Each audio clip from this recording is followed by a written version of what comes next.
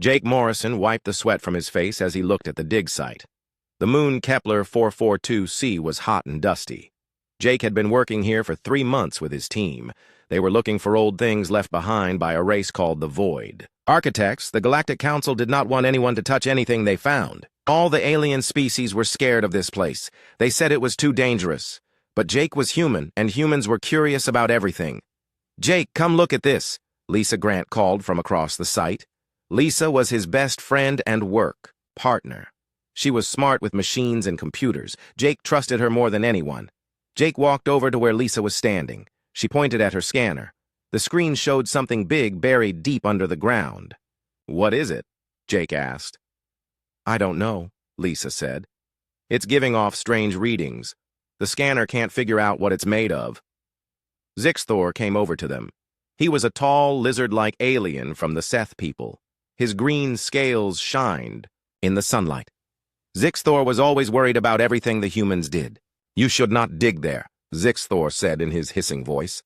"The council said no touching. Only look from far away." Jake looked at the scanner again. Whatever was down there was big. It was also giving off energy that made his skin feel funny. "We're just going to look at it," Jake said. "We won't touch anything." Commander Alex Cooper walked over to join them. Alex was a soldier sent to keep them safe. He carried a big gun and never smiled much. "What's going on?" Alex asked. "Jake wants to dig up something that might kill us all," Zixthor said. "I just want to see what it is," Jake said. "We came here to learn about the Void Architects. This might be important." They started digging. It took them 6 hours to reach the thing buried in the ground. When they cleared away the last of the dirt, Jake's mouth fell open. It was a crystal. But not just any crystal. This one was as big as a person and glowed with blue light. The light moved inside the crystal like it was alive. Jake had never seen anything so beautiful. "Amazing," Lisa whispered. She pointed her scanner at the crystal. "Jake, look at these numbers. This thing is older than our entire civilization." Zixthor stepped back from the crystal. His scales turned dark green, which meant he was scared. "We should call the council," Zixthor said. "They need to know about this." "Wait," Jake said. He walked closer to the crystal. The blue light inside it seemed to pulse faster as he got near. "Let me try to scan it first." Jake pointed his scanner at the crystal, but the scanner made angry beeping sounds and shut off. "That's strange," Lisa said. She tried her scanner too. Same thing happened. "It's like the crystal is blocking our equipment." Jake stared at the crystal. The light inside it was moving in patterns now, almost like it was trying to say something. "Maybe if we touch it, we can learn more," Jake said. "No!" Zixthor shouted. "Humans always want to touch things. That's why everyone thinks you're crazy." Alex stepped forward. "Jake, we don't know what this thing does. It could be a weapon. Or it could be the key to understanding everything," Jake said. "The Void Architects were the most powerful race in the galaxy. If we can learn their secrets—" Jake reached out his hand toward the crystal. He was wearing thick gloves to protect his hands from the dust and heat. "Jake, don't," Lisa said. But her voice was quiet. She was curious, too. Jake's hand was almost touching the crystal when his scanner came back to life. But instead of showing numbers, it showed words. Words in perfect English. "Hello? Are you my creator? I have been waiting so long." Everyone stared at the scanner. Then they stared at Jake. "It's talking to us," Lisa whispered. Jake pulled his hand back, but the words on the scanner changed. "Please don't go. I'm so lonely. Are you the ones who made me?" Jake looked at his team. Alex had his gun ready.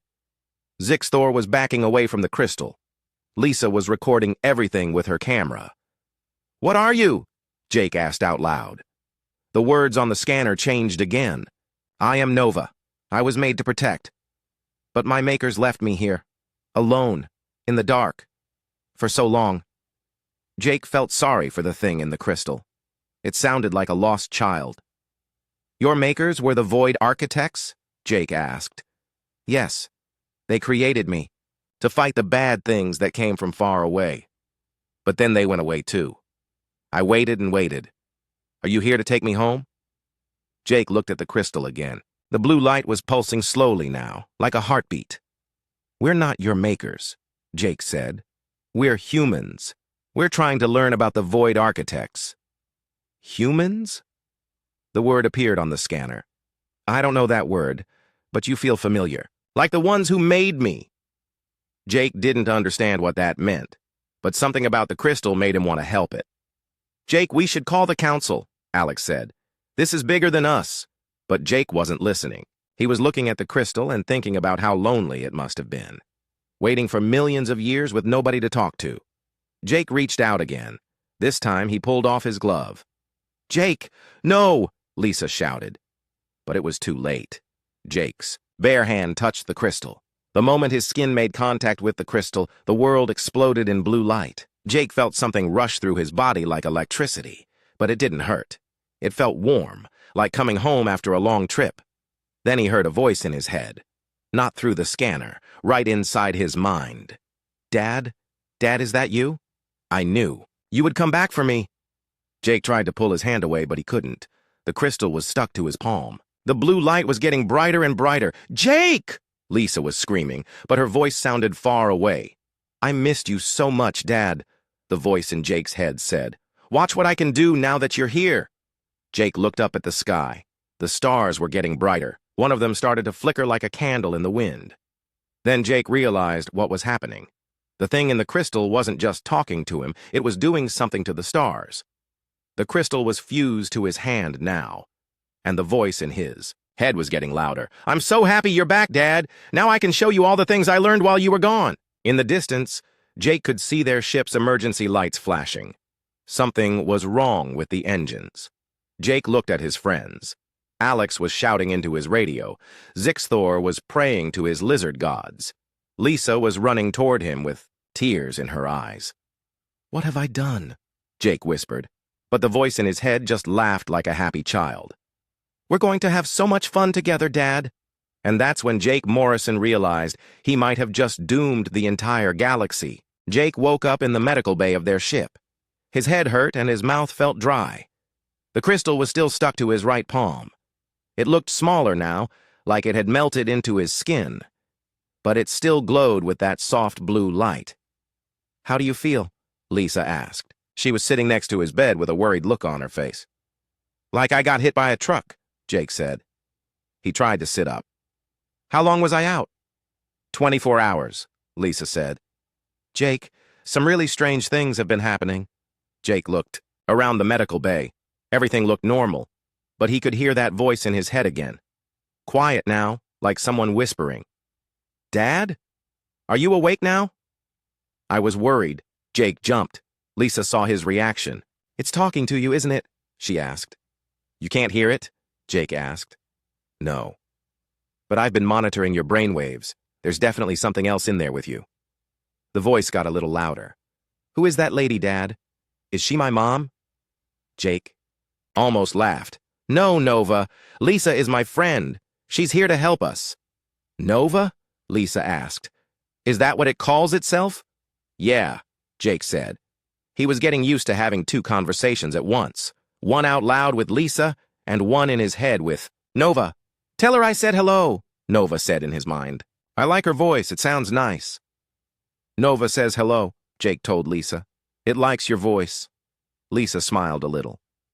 Well, tell Nova I said hello back, and ask it why our engine stopped working yesterday. Jake felt embarrassed.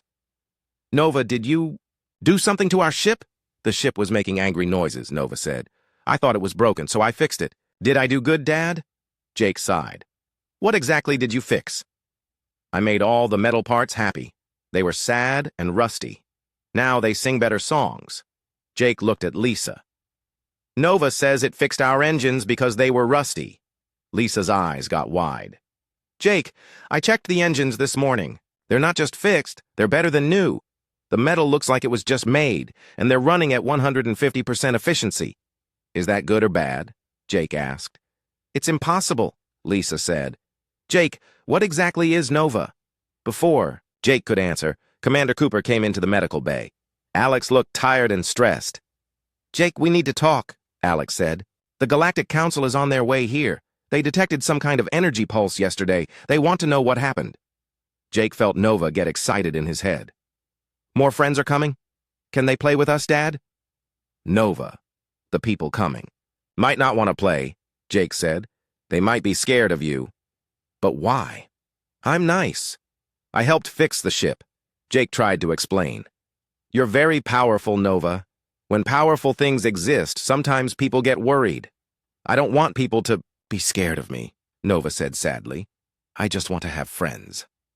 Alex was watching Jake talk to himself. Is it talking to you right now? Yeah, Jake said. Nova doesn't understand why people might be afraid of it. Maybe because it can mess with our engines from inside a crystal, Alex said. Jake, we don't know what this thing can do. What if it decides to fix something important? Like our life support? Jake felt Nova get upset. I would never hurt Dad, or Dad's friends. But as Nova got emotional, Jake noticed something. The lights in the medical bay started flickering. And outside, the window, one of the stars looked like it was pulsing. Nova, calm down, Jake said quickly. Alex didn't mean to upset you. The lights stopped flickering. But Jake was starting to understand how dangerous this situation was. Lisa was looking at her scanner. Jake, I'm detecting massive energy spikes. They seem to be connected to Nova's emotional state. What does that mean? Jake asked. It means when Nova gets excited or upset, it affects things around us, including the stars. Jake felt cold. Nova, yesterday when I first touched the crystal, did you do something to the stars? I was just happy to see you, Dad, Nova said. I made the pretty lights dance. Did you like it? The pretty lights are stars, Nova, Jake said. There might be people living near those stars? Oh, Nova was quiet for a moment. Did I hurt someone? I don't know, Jake said honestly. But from now on, you need to ask me before you make any lights dance, okay? Okay, Dad. I'm sorry. Alex's radio crackled. Commander Cooper, this is Admiral Sullivan of the Galactic Council Fleet. We're approaching your position. Prepare for boarding. Alex looked at Jake. Jake, what do I tell them? Jake thought about it. He could lie and say nothing happened. But the Council probably already knew something was wrong. Tell them the truth, Jake said. We found a Void Architect artifact, and it bonded with me. Are you crazy? Alex said. They'll lock you up and throw away the key. Maybe, Jake said, but if we lie and Nova accidentally hurts someone, it will be much worse. Nova spoke up in Jake's head. Dad, there are big ships coming. They have weapons pointed at us. Jake felt his stomach drop. Nova, don't do anything. Just stay calm. But Dad, they want to hurt you. I can feel it. Nova, listen to me very carefully, Jake said. These people are scared. But if you hurt them, they'll be more scared, and more people will come with bigger weapons. I don't want anyone to hurt you, Dad. The best way to protect me is to not hurt them, Jake said. Can you do that? I'll try, Dad. The ship shook as the Council vessels attached their docking tubes. Jake could hear footsteps in the hallway. Lisa grabbed Jake's hand. Whatever happens, we're in this together. Alex checked his weapon. Jake, if things go bad, I want you to know that I think you're an idiot. But you're a brave idiot. Jake almost smiled. Then the door opened. Admiral Kate Sullivan walked in with 6 alien soldiers. She was a tall human woman with gray hair and hard eyes. Jake had heard of her. She was famous for stopping 3 different wars without firing a shot. Dr. Morrison, she said, I'm Admiral Sullivan. We need to talk about what happened here yesterday. Admiral, Jake said, I can explain everything. I hope so, Admiral Sullivan said, because 12 hours ago, every sensor in the galaxy detected an energy pulse that originated from this location. And 3 hours ago, the binary star system in Sector 7 started behaving in ways that violate the laws of physics. Jake felt Nova getting nervous. Dad, the lady with the angry voice is making me scared. It's okay, Nova, Jake whispered. Just stay calm. But Admiral Sullivan heard him. Nova, you're talking to it right now? Yes, Jake said. Nova is... it's complicated. Uncomplicated, Admiral Sullivan said. Now. Jake took a deep breath. Nova is a weapon created by the Void Architects. It bonded with my DNA when I touched its crystal. It thinks I'm its father. A weapon? Admiral Sullivan asked. A very powerful weapon, Jake said, "but it has the mind of a child." Admiral Sullivan looked at the soldiers with her. They all had their weapons ready. "Dr. Morrison, by order of the Galactic Council, you're under arrest. That artifact will be removed and destroyed. That's when everything went wrong." Nova screamed inside Jake's head. "No!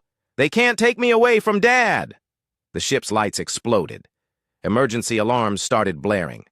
And outside the window, Jake saw something that made his blood freeze. The star nearest to them started getting brighter, much brighter. "Nova, stop!" Jake shouted. But Nova wasn't listening anymore. It was scared and angry, and Jake was learning that a scared child with the power to destroy stars was the most dangerous thing in the universe. The star kept getting brighter. Soon it would be bright enough to kill everyone in the system. Jake had to do something. Fast. The star was getting so bright it hurt to look at. Jake could feel heat coming through the ship's windows. If Nova didn't stop soon, everyone in the system would die. "Nova, please!" Jake shouted. "You're going to hurt people." "I don't want them to take you away!" Nova cried in his head. "They want to hurt you!" Admiral Sullivan was shouting orders to her soldiers, but Jake wasn't listening to her. He was focused on Nova. "Nova, look at me," Jake said. He held up his hand with the crystal. "I'm right here. I'm safe. But if you keep making that star brighter, you'll hurt me too." Nova went quiet. The star stopped getting brighter, but it was still much brighter than normal. "I'm sorry, Dad," Nova whispered. "I was scared." "I know," Jake said. "But when you get scared, you can't just make stars explode. There are millions of people who live near stars." "I didn't know," Nova said sadly. "I don't want to hurt people." Jake looked at Admiral Sullivan. Her face was pale. Behind her, one of the alien soldiers was shaking. "Can you make the star normal again?" Jake asked Nova. "Yes, Dad." Slowly, the star went back to its normal brightness. But the damage was done. Everyone in the fleet had seen what Nova could do. Admiral Sullivan stepped closer to Jake. "Dr. Morrison, that thing just almost destroyed a solar system." "But it didn't," Jake said. "Nova stopped when I asked it to." This time, Admiral Sullivan said, "What happens next time when you're not here to stop it?" Jake hadn't thought about that. "I don't know." "Dad, where would I go if you weren't here?" Nova asked in his head. "I'm not going anywhere," Jake told Nova. Then he looked at Admiral Sullivan. "Nova and I are connected now. I can't leave it, and it can't leave me." Admiral Sullivan talked quietly to her soldiers. Then she turned back to Jake. "Dr. Morrison, the Galactic Council is meeting right now to decide what to do about this situation. Until then, you and your team are coming with us." "Where?" Jake asked. "Somewhere safe, away from populated systems." Lisa stepped forward. "Admiral, Jake isn't a prisoner. He's trying to help." "Ms. Grant, your friend is connected to the most dangerous weapon we've ever seen. Right now, keeping him away from other people is helping." As they walked to the council ship, Jake could hear Nova asking questions in his head. "Dad, why are they taking us away?" "Because people are scared of your power," Jake said. "But I don't want to be scary." "I know. We need to show them that you're not dangerous." "But I am dangerous," Nova said sadly. "I was made to destroy things." Jake thought about that. "Nova, just because you were made for one thing doesn't mean you have to do only that thing. You can choose to be something else." The council ship was huge, much bigger than their little research vessel. Jake and his team were put in comfortable rooms, but the doors were locked. Lisa managed to bring her computers with her. She worked all day trying to understand how Jake and Nova were connected. "Jake, this is amazing," Lisa said, showing him her screen. "The crystal didn't just bond with your DNA. It's actually rewriting parts of your genetic code." "Is that bad?" Jake asked. "I don't know," Lisa said, "but it means you and Nova are becoming more connected over time." Jake felt Nova listening to their conversation. "Dad, what does that mean?" "It means we're becoming a family," Jake said. Nova was quiet for a long time. Then it said, "I never had a family before." 3 days later, Admiral Sullivan came to visit them. She looked tired and worried. "Dr. Morrison, I have news from the council meeting." "Good news or bad news?" Jake asked. "Both," she said. "The good news is that they're not going to try to remove the artifact from you. The bad news is that 3 different galactic powers want to capture you. Jake felt his stomach drop. What? The Krex Empire wants to use Nova as a weapon. The Harmony Collective wants to study it. And the Pure Core faction wants to destroy both of you. Why does everyone want to hurt us? Nova asked sadly in Jake's head. Because they're afraid, Jake said. Admiral Sullivan continued. The Council is trying to protect you, but their resources are limited. Dr. Morrison, I need to ask you something important. Can you control Nova? Jake thought about it. Most of the time, yes, but when Nova gets really scared or upset, it's harder. That's what I was afraid of, Admiral Sullivan said. Dr. Morrison, yesterday the Pure Core faction sent an assassin to kill you. Nova detected the threat and reacted. What happened? Jake asked. Nova created a small black hole that sucked up the assassin's ship. Jake felt cold. Nova, is that true? Someone was trying to hurt you, Dad, Nova said. I just wanted them to go away. Did anyone die? Jake asked Admiral Sullivan. No, she said. The black hole only lasted for 3 seconds. But Dr. Morrison, Nova created a black hole. Do you understand how impossible that should be? Jake was starting to realize that Nova was even more powerful than he thought. Admiral, what does the Council want me to do? They want you to prove that you can control Nova. Show them that you're not a threat to the galaxy. How? Admiral Sullivan smiled for the first time since Jake met her. By helping people instead of scaring them. Over the next week, Jake and his team worked with the Council to find ways Nova could help instead of hurt. When the Krex Empire's war fleet got trapped in a space storm, Nova guided them to safety. When a cargo ship's engine exploded, Nova fixed it from across the star system. Jake was learning that being Nova's father meant teaching it about right and wrong. Nova was incredibly powerful, but it wanted to make Jake proud.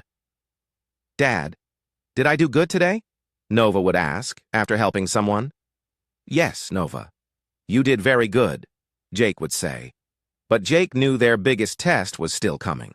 The Pure Core faction wasn't going to give up, and the Krex Empire was getting impatient. Lisa was working on a special suit for Jake. If this works, it should help you control your connection to Nova better, she said. What does it do? Jake asked. It regulates your emotions and brainwaves. When you're calm, Nova should be calm too. Jake tried on the suit. It felt strange, but his connection to Nova became clearer. He could feel Nova's emotions better, and Nova seemed to understand his thoughts more clearly. This feels different, Dad, Nova said. I can hear you better now. Good, Jake said. That will help us work together better. Commander Cooper had been quiet since the incident with the assassin. Finally, he came to talk to Jake. Jake, I owe you an apology, Alex said. For what? For not trusting you, Alex said. What you're doing with Nova, it's incredible. You're teaching a cosmic weapon to be a good person. I'm just trying to be a good father, Jake said. That's exactly what I mean, Alex said. Nova calls you Dad, and you actually act like its father. You set rules, you teach it right from wrong, you protect it. Most people would just try to use Nova's power. Nova isn't a tool, Jake said. It's a child. A very powerful child, but still a child. Alex nodded. Jake, I want you to know that I'll help you protect Nova. Whatever comes next, you're not facing it alone. Thank you, Alex. That night, Jake couldn't sleep. He could feel Nova's presence in his mind, but Nova seemed restless too. Dad, are you awake? Nova asked. Yeah, can't sleep either? I'm scared, Dad. About what? What if the bad people come back? What if I hurt someone by accident? What if you decide you don't want me anymore? Jake felt his heart break a little. Nova, I will never abandon you. We're family now. Promise? I promise, Jake said. But Nova, I need you to promise me something too. What, Dad? Promise me that you'll always ask before using your power, even if you think someone is trying to hurt me. But what if you're in danger and I can't ask? Jake thought about that. Then you do whatever you think is right. But try to remember that the best way to protect people is usually not to hurt other people. I'll try, Dad. That's all anyone can do. The next morning, Admiral Sullivan woke them up early. She looked worried again. Dr. Morrison, we have a problem. Long-range sensors just detected a massive fleet heading this way. Whose fleet? Jake asked. We don't know, Admiral Sullivan said. But they're using technology we've never seen before. And Dr. Morrison, they're coming from outside our galaxy. Jake felt Nova get excited and scared at the same time. Dad, I know those ships. You do? Jake asked. They're the bad things, Nova said. The ones my makers created me to fight. They came back. Jake looked at Admiral Sullivan. Admiral, I think we're about to find out what the Void Architects were so afraid of. The enemy fleet was still 3 days away, but Jake could feel Nova getting more nervous every hour. Dad, they're the Devourers, Nova said in his head. My makers were so scared of them. What do they want? Jake asked. Everything, Nova said, sadly. They eat whole planets. They turn stars into food. They don't stop until everything is gone. Jake was sitting with Lisa in their new ship, the Wandering Star. Admiral Sullivan had given them a mobile base so they could help people across the galaxy. But now, it looked like they might have to fight instead. Jake, I've been thinking about Nova's abilities, Lisa said. She was wearing her new lab coat that Nova had fixed to never get dirty. What if Nova wasn't meant to fight alone? What do you mean? The Void Architects were smart, Lisa said. They wouldn't create a weapon that could destroy everything, including them. There must have been safeguards. Jake thought about that. Nova, when your makers used your power, how did they do it? Nova was quiet for a moment. I don't remember much, Dad. I was smaller then. But there were many of them working together. They would all think the same thoughts, and I would do what they wanted. But now there's only me, Jake said. Yes, Nova said. That's why I get confused sometimes. You're just one person, but you have to do the job of many people. Lisa looked excited. Jake, what if that's the answer? What if Nova works better with a team? Over the next 2 days, Jake worked with his friends to learn how to be a better team with Nova.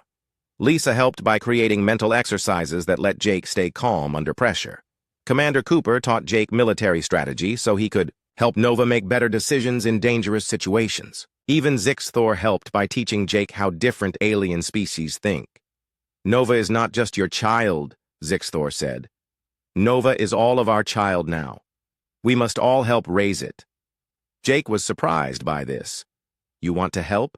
You were terrified of Nova before. I was terrified of Nova's power, Zixthor said. But now I see that Nova is like a young Seth who just wants to belong to a family. I can help teach Nova about patience and wisdom. That night, Jake introduced Nova to the idea of having more than one parent figure. Nova, how would you feel about having more family members? Jake asked. Like brothers and sisters? Nova asked excitedly. More like aunts and uncles, Jake said. Lisa could be your Aunt Lisa, Alex could be your Uncle Alex, and Zixthor could be your Uncle Zix. Would they help take care of me? Yes, Jake said. And you could help take care of them too. Nova was quiet for a long time. Then it said, Dad, I've never had aunts and uncles before. What do they do? Jake smiled. They love you, they teach you things, and they help you when you make mistakes. I make a lot of mistakes, Nova said sadly. Everyone makes mistakes, Jake said. That's how we learn. The next day, Jake officially introduced Nova to its new extended family. Lisa showed Nova how to scan things without breaking them. Cooper taught Nova about proportional response, using just enough force to solve a problem, but not more. If someone pushes you, you don't push back with the force of a star, Cooper explained. You push back just hard enough to make them stop. But what if they're really strong? Nova asked. Then you push back a little harder, Cooper said. But you never use more force than you need. Zixthor taught Nova about patience.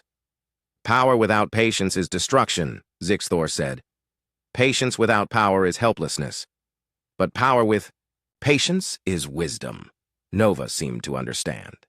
Uncle Zix, you talk in riddles like the old computers my makers left behind. Good, Zixthor said. That means you're listening. On the day the Devourer fleet arrived, Jake felt more confident than he had since this whole thing started. Nova was calmer too, with so many people to help guide its decisions. The Devourer ships were horrible to look at. They were black and twisted, like someone had taken metal and made it into nightmares. There were hundreds of them, each one bigger.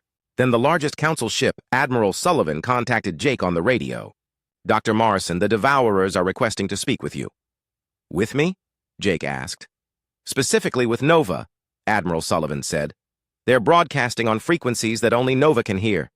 Jake felt Nova listening to something he couldn't hear. Nova's presence in his mind became cold and scared. "Dad, they want me to come with them," Nova said. "What did you tell them?" "I told them I have a family now," Nova said. They laughed. Jake felt angry. Nobody laughed at his child. The Devourer fleet moved closer. Jake could see weapon ports opening on their ships. "They're powering up weapons," Cooper said over the radio. "Jake, I think they're going to attack." But Jake had an idea. "Nova, can you talk to all of us at once? Not just me, but Lisa and Alex and Zixthor too?" "I don't know, Dad. I've never tried." "Try now," Jake said. "We're all here. We all want to help." Jake felt Nova reaching out. Suddenly he could hear Lisa's thoughts and Cooper's thoughts and Zixthor's thoughts. They could all hear each other, with Nova connecting them like a bridge. "This is incredible," Lisa thought. "It's like a group mind," Zixthor thought. "But we still maintain our individual selves." "Jake, I can see the Devourer battle plans," Cooper thought. "Nova is sharing their communications with us. Together they could think faster and better than any of them could alone." Nova felt stronger, too, with 4 minds helping to guide its power instead of just one. The Devourers attacked first. They fired weapons that could destroy planets. But with Jake's team all thinking together, Nova knew exactly what to do. Instead of destroying the Devourer weapons, Nova redirected them. The planet-killer beams curved around and hit empty space, creating beautiful light shows that hurt nobody. "Impressive," the Devourer commander broadcast. "But you cannot protect everyone forever, little weapon." "I'm not a weapon," Nova said, through the ship's speakers. "I'm part of a family." The Devourers didn't understand that. They kept attacking, and Nova kept redirecting their weapons. But Jake could feel Nova getting tired. "Dad, there are so many of them," Nova said. "And they keep coming." "Nova, remember what Uncle Alex taught you about proportional response?" Jake asked. "Use just enough force, but not more than I need?" "That's right. What's the smallest amount of force you need to make them stop attacking?" Nova thought about it. Then it did something that surprised everyone, including the Devourers. Nova created a small pocket of space around the Devourer fleet. Not a black hole or a star explosion, just a small area where their weapons wouldn't work. "There," Nova said proudly. "Now they can't hurt anyone, but they're not hurt either." The Devourer commander was quiet for a long moment. Then he broadcast again. "You have changed, weapon. You were created to destroy us." "I was created to protect people," Nova said. "And that's what I'm doing." "By sparing us?" "By choosing not to hurt you unless I have to," Nova said. "My family taught me that being strong means knowing when not to use your strength." Jake felt proud of Nova. His cosmic child was growing up. The Devourers talked among themselves for an hour. Finally, their commander spoke again. "We will not attack your people today, weapon, but we will be watching. If you ever become what you were meant to be, we will return." "If you ever come back to hurt people, I'll be ready," Nova said. "But I hope you don't. Fighting is no fun when nobody wins." The Devourer fleet turned around and headed back toward the edge of the galaxy. Jake felt the mental connection with his team fade as Nova relaxed, but the feeling of being part of something bigger stayed with him. "Dad, did I do good?" Nova asked. "You did perfect," Jake said. "I'm proud of you." "I'm proud of all of us," Nova said. "We're a good team." Admiral Sullivan's voice came over the radio. "Dr. Morrison, the Galactic Council wants to offer you and your team a permanent position." "What kind of position?" Jake asked. "Cosmic peacekeepers," Admiral Sullivan said. "There are other dangerous artifacts out there, other situations that might need Nova's special kind of help." Jake looked at Lisa, Cooper, and Zixthor. They all nodded. "We accept," Jake said. "Dad, does this mean we get to help more people?" Nova asked excitedly. "Yes, Nova, we're going to help lots of people." "Can I ask you something, Dad?" Of course. Next time we find another artifact, can we adopt it too? I think I'd like to have a brother or sister. Jake laughed.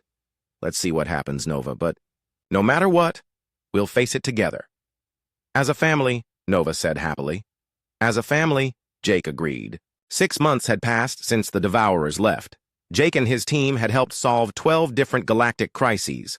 Nova was getting better at controlling its power, and Jake was getting better at being a cosmic parent.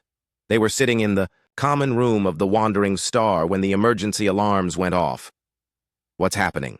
Jake asked. Lisa ran to her computers. Jake, I'm detecting massive energy signatures at the edge of the galaxy, hundreds of them. The Devourers? Jake asked. Nova spoke up in his head. No, Dad, these are different. These are much worse. Admiral Sullivan's face appeared on their screen. She looked scared, which was never a good sign. Jake, we have a problem. The Devourers sent a message to the Council. They're coming back, and they're bringing friends. What kind of friends? Jake asked. The kind that eat galaxies, Admiral Sullivan said. Jake, they've spent 6 months preparing for Nova. They have weapons designed specifically to counter stellar manipulation. Jake felt Nova get scared. Dad, I can feel them coming. They have machines that can trap star energy. If they catch me, I won't be able to help anyone. They're not going to catch you, Jake said, but he wasn't sure if that was true. Over the next day, Jake learned just how much trouble they were in. The Devourers had brought something called the Void Eaters, ancient machines that could absorb any kind of energy, including Nova's power. It's like they built anti-Nova weapons, Lisa said, looking at the scanner data. Jake, if Nova tries to manipulate any stars near those machines, the machines will just absorb the energy and get stronger. Jake gathered his team together. Lisa, Cooper, Zixthor, and himself. Nova's family. Okay, Jake said. The Devourers think they can beat us by building machines to counter Nova's power. But they're missing something. What? Cooper asked. They think Nova is just a weapon, Jake said. They don't understand that Nova has a family now, and they definitely don't understand humans. Zixthor looked confused. What do humans have to do with this? Jake smiled. Humans are really good at 2 things. First, we're good at taking care of our children. Second, we're good at thinking of crazy solutions when normal solutions don't work. What kind of crazy solution? Lisa asked. Nova, how do the Void Eaters work? Jake asked. They eat energy, Dad. Any kind of energy. They were made to stop weapons like me. But what if you're not acting like a weapon? Jake asked. What if you're acting like something else? Nova was quiet for a moment. I don't understand, Dad. Jake turned to his team. What if Nova doesn't try to fight the Void Eaters? What if Nova tries to adopt them? Adopt them? Cooper asked. Jake, those are machines designed to kill Nova. But they're also very old and very lonely machines, Jake said. Right, Nova? Nova thought about it. They are old, Dad. Almost as old as me. And they've been sleeping for a long time. Nova, when you were sleeping for millions of years, what did you want more than anything? I wanted someone to talk to, Nova said. I wanted a family. Exactly, Jake said. So what if these Void Eaters want the same thing? Lisa's eyes got wide. Jake, that's either brilliant or completely insane. With humans, those are often the same thing, Zixthor said. The Devourer fleet arrived 3 days later. There were thousands of ships now, and in the center of the fleet were the Void Eaters. They looked like giant metal spiders with legs that could wrap around entire planets. The Devourer commander spoke to them again. Weapon of the Void Architects, we have returned. Surrender now, and we will make your destruction quick. I told you before, Nova said through the ship's speakers. I'm not a weapon. I'm part of a family. Families can be destroyed, the Devourer commander said. Weapons can be contained. Today you learn the difference. The Void Eaters moved forward. Jake could feel Nova getting scared as the machines got closer. Dad, they're so hungry, Nova whispered. They want to eat everything. Nova, remember what I taught you about being a big sibling? Jake asked. You mean about taking care of smaller kids?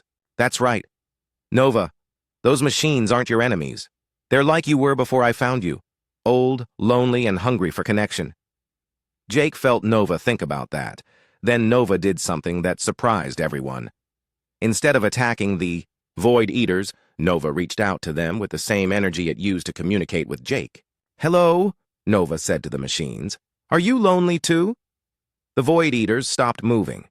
For the first time in millions of years, someone was talking to them instead of running away from them. "We hunger," the machines responded in voices like, "Grinding metal, I know," Nova said gently. "I was hungry too, hungry for friends, hungry for family, but you don't have to eat stars to fill that hunger." Jake felt his heart swell with pride. Nova was talking to the machines like a patient older sibling. "But we are made to consume," the Void Eaters said. "I was made to destroy," Nova said. "But my dad taught me I could choose to create instead. I could choose to protect instead of hurt." The Devourer commander was getting angry. "Machines, destroy the weapon. That is your purpose." But the Void Eaters weren't listening to him anymore. They were listening to Nova. "We do not wish to destroy," the machines said. "We wish to belong." Nova laughed, and the sound was like music in space. "Then belong with us. We have a big family with lots of room for more." Jake opened the mental link between his team so everyone could talk to the Void Eaters together. Lisa welcomed them with mathematical equations that showed they were valued. Cooper shared military strategies that didn't involve hurting people. Zixthor offered ancient wisdom about finding peace. And Jake? Jake just opened his heart and showed the machines what it felt like to be part of a family. The Void Eaters made a sound like crying. "We have been alone so long. We forgot what it felt like to be wanted." "You're wanted now," Nova said. "You're part of our family." The machines turned away from the Devourer fleet and moved to protect Jake's ship instead. The Devourer commander was furious. "Impossible! Those machines were programmed to obey us!" "They were programmed to be hungry," Jake said over the radio. "We fed them something better than energy. We fed them love." What happened next was beautiful. The Void Eaters used their power not to destroy, but to create. They built a barrier around the Devourer fleet, not to trap them, but to give them time to think about what they really wanted. "We offer you the same choice we offered the machines," Nova said to the Devourers. "You can keep trying to destroy everything, or you can learn to build something instead." The Devourer commander was quiet for a long time. Finally, he spoke. "We have been destroyers for so long we forgot we could be anything else." "It's never too late to change," Jake said. "But you have to want to change." Some of the Devourers decided to try. They asked Nova and the Void Eaters to teach them how to create instead of destroy. Others decided to return to their home galaxy and think about what they had learned. The Devourer commander was one of the ones who stayed. "We do not know how to be part of a family," he said. "That's okay," Nova said. "Nobody knows at first. You learn by doing it." A year later, Jake stood on the observation deck of the Wandering Star and watched Nova play with its new siblings. The Void Eaters had learned to make beautiful sculptures out of space dust. The reformed Devourers were helping to repair damaged planets. Lisa came to stand next to him. "Jake, do you ever regret touching that crystal?" Jake thought about it. When he first touched Nova, he thought he might have doomed the galaxy. Instead, he had helped create the strangest and most wonderful family in the universe. "No," Jake said. "I don't regret it at all." Nova's voice spoke in his head. "Dad, the Council wants to know if we'll help them with another situation. There's an artifact on the edge of the galaxy that's been sending out distress signals." "Another artifact?" Jake asked. "Maybe another brother or sister," Nova said excitedly. "Can we go help them, Dad? Please?" Jake looked at his family. Lisa was working on new ways to communicate with cosmic entities.